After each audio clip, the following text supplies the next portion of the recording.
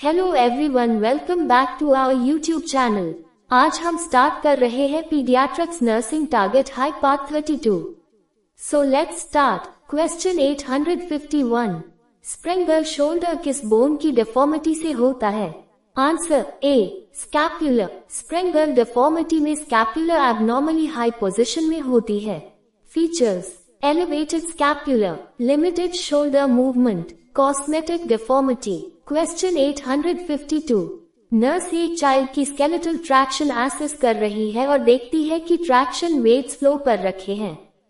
Nurse को next क्या करना चाहिए? आंसर डी, चाइल्ड को बेड में ऊपर मूव करे। ट्रैक्शन थेरेपी में वेट्स का फ्रीली हैंग होना बहुत इंपॉर्टेंट होता है ताकि कांस्टेंट पुलिंग फोर्स मेंटेन रहे। अगर वेट्स फ्लो को टच कर रहे हैं तो ट्रैक्शन इफेक्टिव नहीं रहेगा। इस सिचुएशन में नर्स को चाइल्ड को बेड में थोड़ा ऊपर मूव करना चाहिए जिससे वेट्स फिर से फ्रीली हैंग करने लगे और बोन अलाइनमेंट डिस्टर्ब न हो। क्वेश्चन 853, बोन एज किस कंडीशन में एडवांस होती है? आंसर ए, congenital adrenal hypoplasia. Congenital adrenal hypoplasia में एंड्रोजन हार्मोन्स ज्यादा बनते हैं जिससे स्केलेटल मैचुरेशन जल्दी हो जाती है और बोन एज एडवांस हो जाती है। जबकि हाइपोथायरॉयडिज्म, हाइपोपिट्यूटरिज्म, इनमें बोन एज डिले होती है।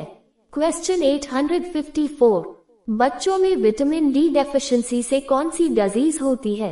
Answer B, rickets. रिकेट्स बच्चों में विटामिन डी डेफिशिएंसी से होता है। विटामिन डी की कमी से कैल्शियम अब्जॉर्प्शन कम हो जाता है जिससे bowed legs, delayed growth, bone deformities देखे जाते हैं। क्वेश्चन 855, ब्रेक बोन फीवर किस डिजीज को कहा जाता है? Answer B, dengue. Dengue fever को ब्रेक बोन फीवर कहा जाता है क्योंकि इसमें सिवियर मसल और जॉइंट पेन होता है जिससे ऐसा लगता है जैसे हड्डियां टूट रही हों। क्वेश्चन 856, ऑटोलानी टेस्ट किस कंडीशन के डायग्नोसिस के लिए यूज किया जाता है? Answer A, congenital hip dislocation. Developmental dysplasia of the hip के डायग्नोसिस के लिए ऑटोलानी टेस्ट किया जाता है। इस टेस्ट में इन्फेंट के हिप जॉइंट को जेंटली अबडक्ट किया जाता है और अगर हिप डिसलोकेटेड है तो क्लिक साउंड महसूस होती है। क्वेश्चन 857, 2 साल से कम उम्र और 13.5 किलोग्राम से कम वेट वाले बच्चों में फेमोरल फ्रैक्चर या कंजेनिटल हिप डिसलोकेशन के ट्रीटमेंट के लिए कौन सा ट्रैक्शन यूज होता है? Answer B, Bryant's traction. Bryant's traction छोटे बच्चों में फीमर फ्रैक्चर और हिप डिसलोकेशन के ट्रीटमेंट के लिए यूज किया जाता है। इस ट्रैक्शन में दोनों लेग्स वर्टिकली एलिवेट की जाती हैं। हिप्स 90 डिग्री फ्लेक्शन में रखे जाते हैं। क्वेश्चन 858, ऑटोलानी साइन क्या है? आंसर डी, थाई अबडक्ट करने पर क्लिक या पॉपिंग सेंसेशन महसूस होना। ऑटोलानी साइन तब पॉजिटिव होता है जब एग्जामिनर हिप जॉइंट को अबडक्ट करता है और क्लिक या पॉपिंग सेंसेशन महसूस होती है जो हिप डिसलोकेशन को इंडिकेट करता है। क्वेश्चन 859, ऑटोलानी साइन किस कंडीशन का संकेत देता है?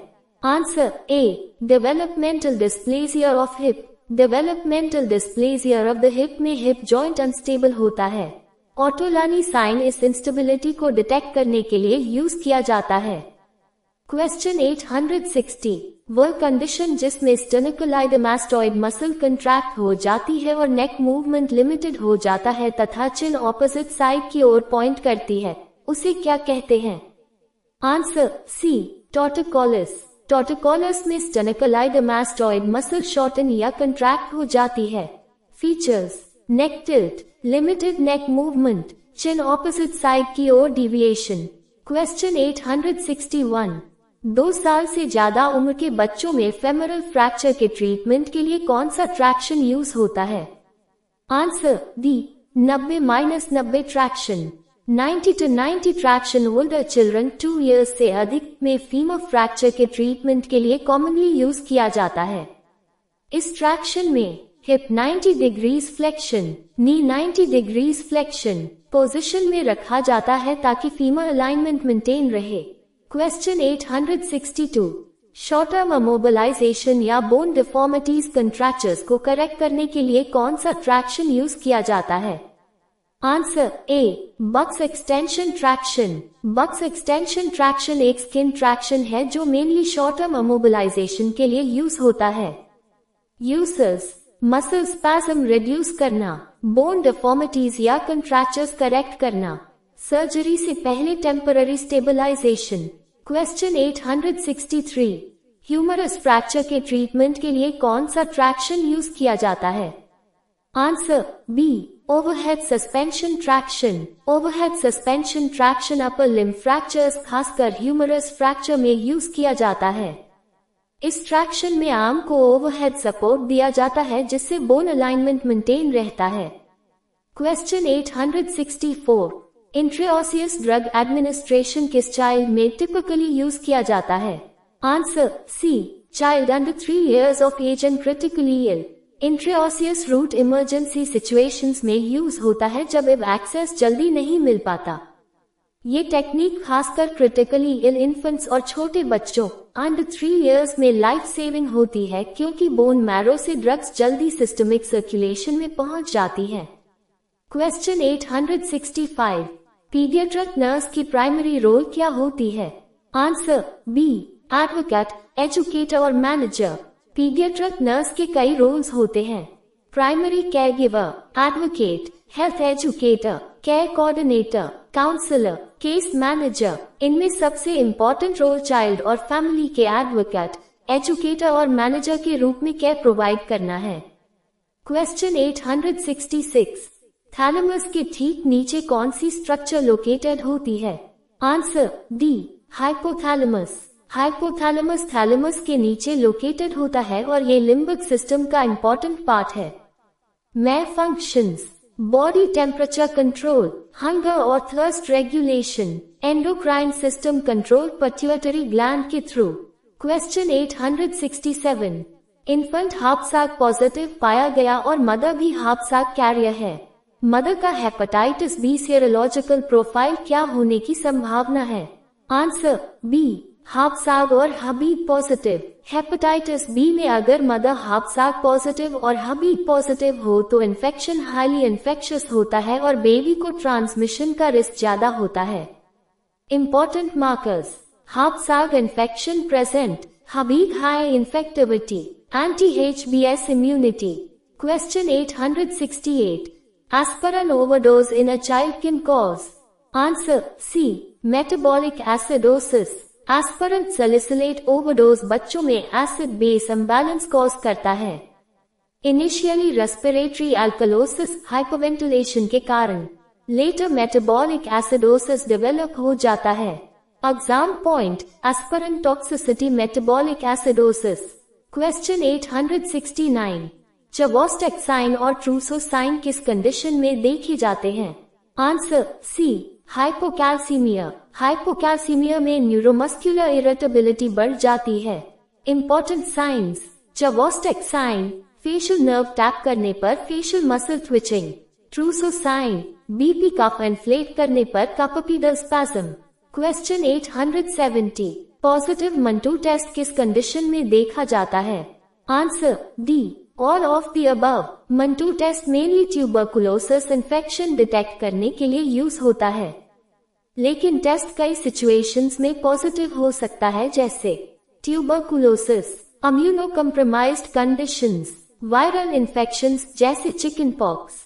इसलिए सही answer all of the above है। क्वेश्चन 871, मदर को डिलीवरी से 5 दिन पहले वारिसेला ज़ोस्टर इन्फेक्शन हुआ है। मोस्ट अप्रोप्रिएट नर्सिंग एक्शन क्या होगा? आंसर बी, इन्फेंट को डिलीवरी के तुरंत बाद VZIG देना। वारिसेला डिलीवरी के आसपास मदर में होने पर न्यूबॉर्न को सीवियर इन्फेक्शन का रिस्क होता है, इसलिए प्रिवेंशन के लिए बेबी को वारिसेला ज़ोस्टर इम्यूनोग्लोबुलिन VZIG दिया जाता है। क्वेश्चन 872, पॉलीहाइड्रमनियोज निम्न में से सभी कंडीशंस में होता है except? Answer D, congenital abnormalities of fetal kidney. Polyhydramnios तब होता है जब फीटस एमनियोटिक फ्लूइड स्वॉलो नहीं कर पाता। सीनेन, ड्यूओडीनल अट्रीजिया, ट्रैकियोसेफेजल फिस्टुला, एनेंसेफली। लेकिन फीटल किडनी एब्नॉर्मैलिटीज में यूरिन प्रोडक्शन कम हो जाता है जिससे ओलिगोहाइड्रमनियोज होता है। क्वेश्चन 873, एबो इनकम्पैटिबिलिटी सबसे कॉमनली किस सिचुएशन में होती है? आंसर डी, मदर ओ और बेबी एब। एबो इनकम्पैटिबिलिटी तब होता है जब मदर का ब्लड ग्रुप ओ हो और बेबी का ए या बी हो। मदर के एंटी ए और anti B antibodies placenta cross करके हीमोलिसिस कॉज कर सकते हैं।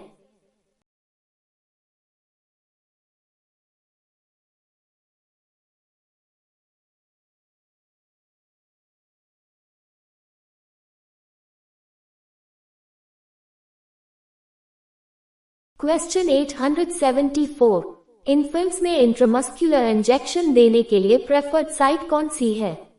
Answer B, vastus lateralis muscle. Vastus lateralis muscle infants में आईएम इंजेक्शन के लिए सेफेस्ट साइट है क्योंकि मसल मास ज्यादा होता है, मेजर नर्व्स और ब्लड वेसल्स से दूर होता है, ड्रग अब्सॉर्प्शन अच्छा होता है।